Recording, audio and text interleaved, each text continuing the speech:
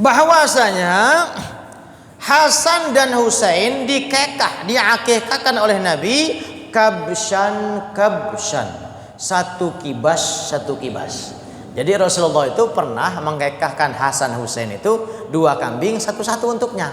Hasan 1 kambing, Husain 1 kambing. Inilah jadi dalil Imam Maliki diperbolehkan laki-laki itu kekah 1 kambing. Akan tetapi di mazhab yang 3, Imam Hanafi, Syafi'i, Maliki berpendapat laki-laki 2. Dalilnya wa an Aisyah radhiyallahu anha anna Rasulullah sallallahu alaihi wasallam amarahum ayu aqqa 'anil ghulami syatani wa 'anil jariyati syatun. Bahwasanya kata Aisyah, Rasulullah memerintahkan kepada mereka, keluarga dan sahabatnya, agar mengkekahkan alil ghulami, untuk anak laki-laki, syatani, 2 kambing, wa anil jariyati syatun, dan untuk anak wadon itu 1 kambing. Ini hadis yang jadi rujukan 3 mazhab yang tadi, Hanafi, Maliki, Syafi'i dan Hambali. Bapak Ibu mazhabnya apa? Imam Samudra, bukan ya, Imam Syafi'i insyaallah ya. Nah, jadi 2 kambing itulah yang biasa kita pakai. Dah, itu tentang takaran. Kambing yang digunakan untuk kekah itu minimal sudah kupak, gigi serinya udah nongol. Kalau usia mah kita mungkin nggak tahu, bisa aja dibohongin. Orang dia nggak punya KTP, nggak punya akte lahir. Namanya tukang dagang, udah cukup umur, udah dong, mana akte lahirnya nggak ada. Nah maka cirinya lihat, ya gigi serinya udah nongol, matanya udah hitamnya udah kelihatan hitam pekat, mukanya udah rada belang, kakinya udah mulai hitam itu coran, ini mukanya udah mulai berubah warna bulu itu, hampir sama dengan kurban. Dan biasakan kekah itu jangan pesan paket. Orang sekarang orang mau pusing, kekahan pesan paket, paketnya paket C 1,8 juta udah mateng.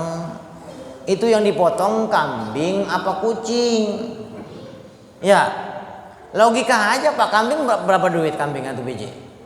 Paling murah 2 juta. Ya paling murah itu mentah masih hidup. Yang paling kecil itu ya standar mah 3 juta kalau bisa. Lah 1,8 udah matang lah, kayak apa?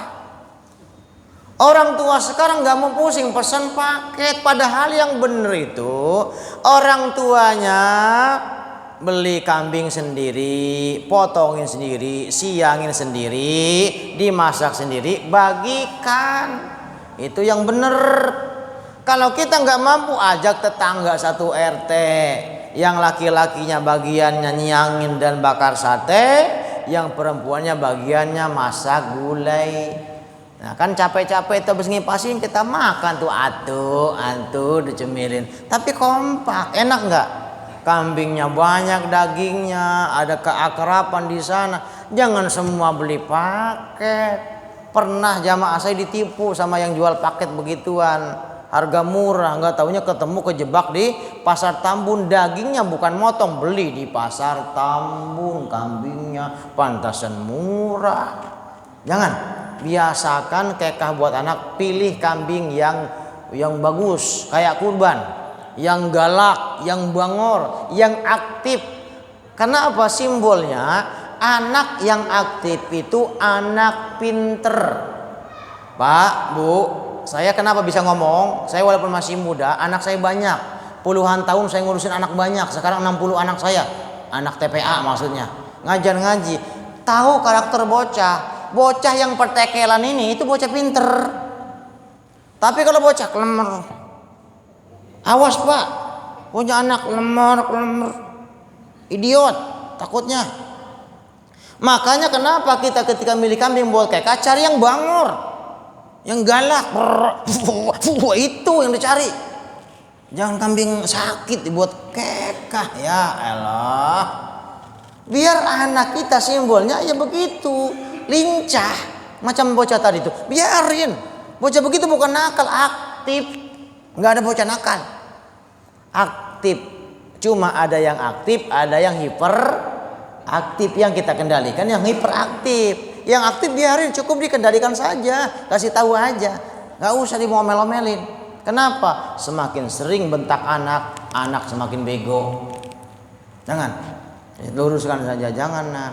Ini orang tua, maaf bu ya, suka salah ngomong. Maaf nih, ibu suka ngomong begini. Jangan naik pohon, ntar jatuh. Bener nggak? Jangan lari, ntar kepaduk. Ya kan? Coba perhatikan perkataan itu, bener nggak itu? Ngomong begitu. Jangan naik pohon, ntar jatuh. Yang namanya bocah tetap aja naik. Karena omongan tuanya kalau naik tuh jatuh. Jangan naik pohon nak ya, biar nggak jatuh. Jadi kalau anak tuh tetap naik, nggak begitu ngomongnya. Jangan dibilang jangan lari, ntar kepaduk. Namanya bocah, tetap aja lari, kepaduk tuh. Bener nggak? Baru sadar ya. Jangan lari nak, biar nggak kepaduk.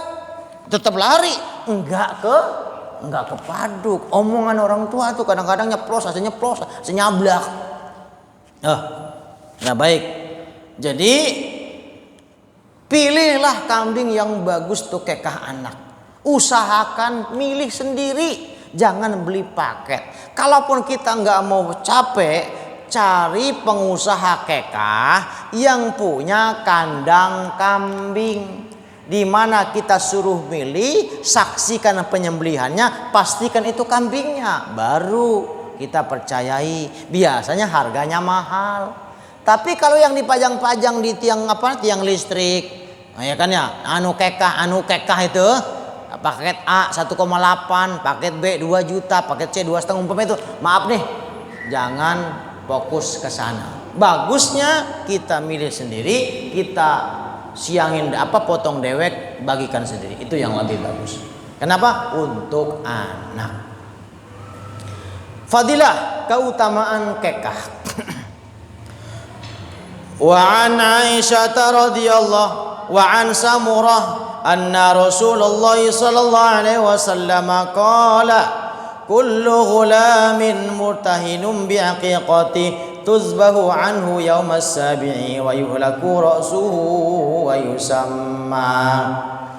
Kullu ghulam, setiap anak atau bayi yang lahir, murtahinun, dalam keadaan tergadai, terungguh, tergantung.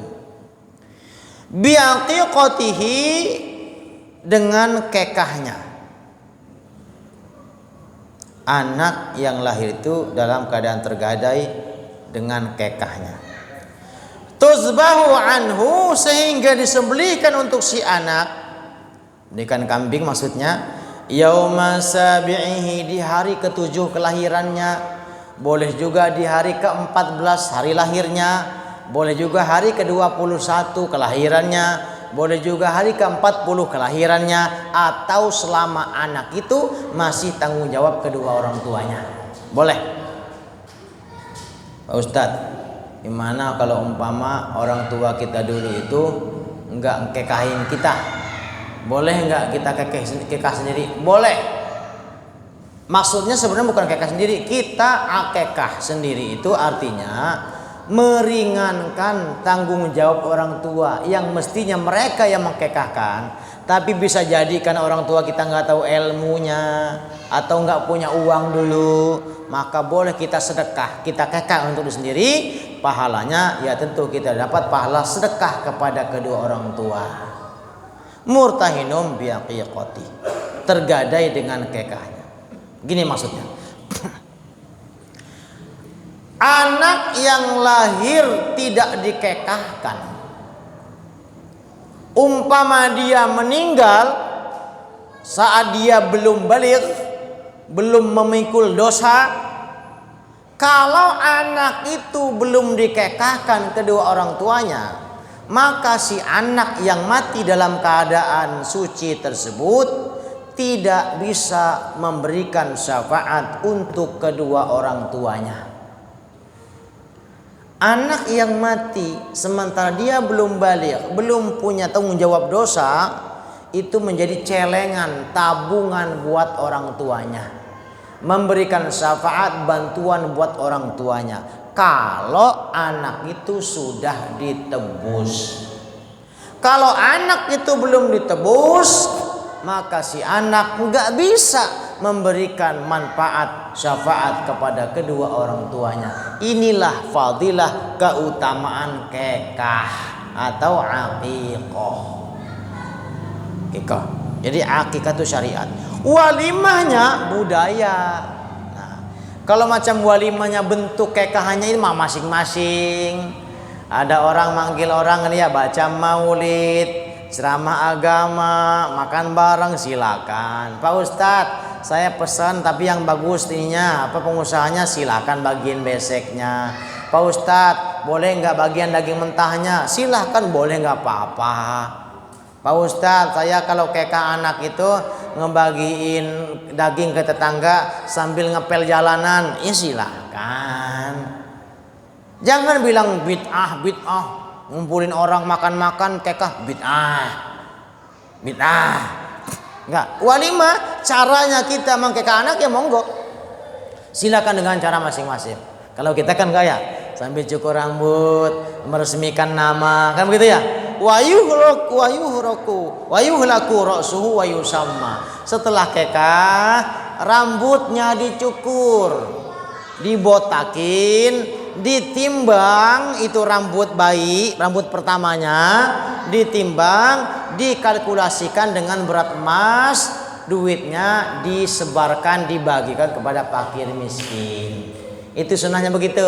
Nggak wajib nggak. Kalau punya rezeki setelah kekah anak, umpama malamnya wali untuk kekah nih, besok kita cukurin, botakin, ditimbang berapa gram nih, dianukan dengan harga emas, duitnya dibagikan fakir miskin.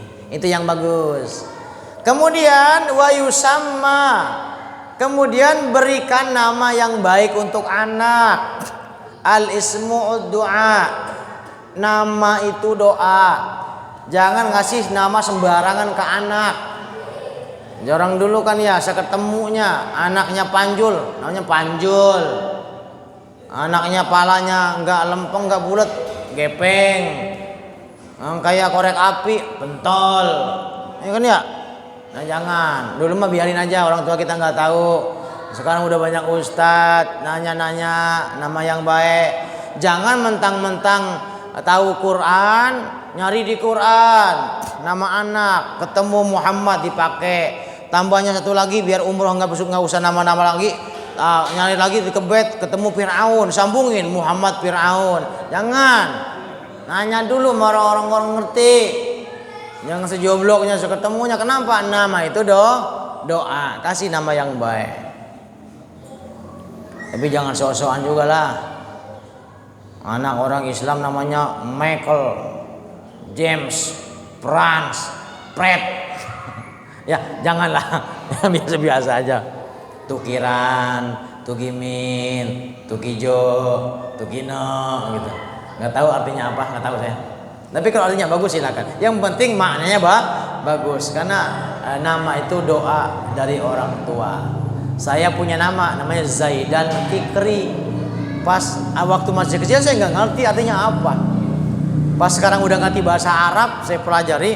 Oh zada, asal katanya artinya bertambah.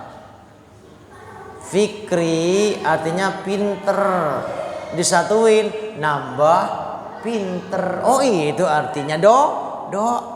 Padahal bapak saya bukan ustadz. Ternyata dulu waktu saya brojol, waktu saya lahir, bapak saya nemuin kiai saya di kampung, minta nama, dikasihlah Zaidan Fikri. Oh gitu, doa begitu. Kasih nama yang baik. Karena nanti di hari kiamat Allah akan panggil nama kita. Lah bayangin kalau nama kita kentit maju, ini nggak enak pak dengarnya, ya kan? Abdullah kan enak, Abdurrahman enak didengar. Pentol maju, pentol.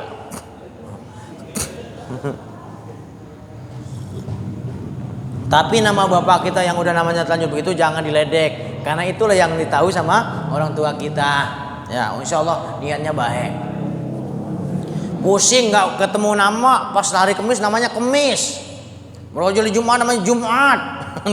Teman saya Jumat namanya. Ya nggak apa-apa itu mah dulu. Sekarang jangan. Nah baik, saya teruskan. Jadi keutamaan kekah itu luar biasa. Biar kata hukumnya sunnah, tapi manfaat fadilahnya luar biasa. Bisa menolong orang tuanya jika dia sudah ditebus. Kalau belum, yang namanya barang gadean pak, biar kata punya kita nggak bisa dipakai, nggak bisa dikasih orang, nggak bisa dijual lagi. Gade. Kalau mau ditebus terlebih dahulu. Termasuk kita semua nih. Barangkali belum kekah, belum dikekah sama orang tua, silahkan kekahkan diri sendiri. Sebagai bakti kita meringankan tanggung jawab orang tua. Memang bukan tanggung jawab kita.